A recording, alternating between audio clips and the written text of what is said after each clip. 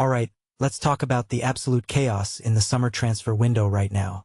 I'm scrolling through these rumors and I can't help but laugh.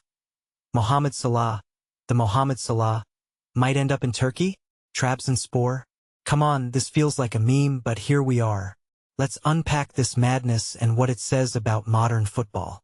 First, Salah. The guy's 34, right? He's been Liverpool's rock for years, but now he's flirting with Trabzonspor instead of, a flashy MLS exit? Personally, I think this highlights two things. Europe's elite are getting younger, and Salah's ego isn't the priority here. Maybe he just wants to win. Or maybe Turkey's offering him a king's ransom. Either way, if he goes, it's a huge flex for Turkish football, and a reminder that legacy matters less than cash and challenge for some stars. Now, Bayern Munich chasing Benjamin Sesko. Wait, Bayern needs a striker? Harry Kane's only 33, but they're already planning his successor? That's wild. Sesko's 23 and built like a tank, so Bayern's clearly betting on the future. But does this mean Kane's days at Bayern are numbered? Or are they just hedging their bets?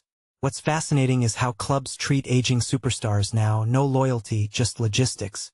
Let's pivot to Ezri Konsa. Villa's defender wants out, and Arsenal's interested? Arteta's been vocal about needing a new centre-back, but Konsa's not exactly a household name. Is this a, if you can't get your first choice, settle for a solid pro move? Or is Konsa underrated? From my perspective, Villa's defense has looked shaky without him, so maybe they're panicking. Arsenal poaching a rival's player? Classic. Pedro Neto to Man City? Enzo Maresca's pushing for a reunion? Okay. City's wingers are aging or injury-prone. Foden's great, but he's not a winger.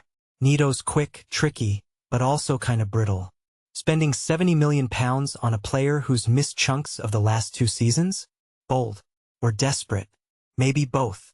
Giorgio Scalvini's name is everywhere. Chelsea, Tottenham, Newcastle? That £42 million tag seems steep for a 22-year-old with 30 Premier League apps. But centre-backs are gold these days. If he's half as good as the hype, this could be a generational move. Or a disaster.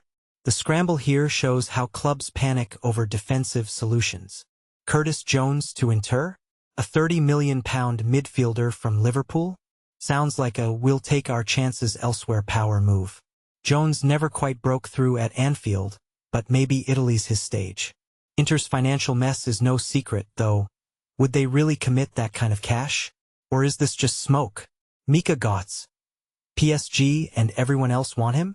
£52 million for a 21-year-old? Ajax has got a gem here, but Premier League clubs better act fast if they're serious. Godts could be the next big thing, but let's see if he even starts for Ajax next season. Buying potential or buying risk. Chelsea tying João Pedro to a new deal until 2032?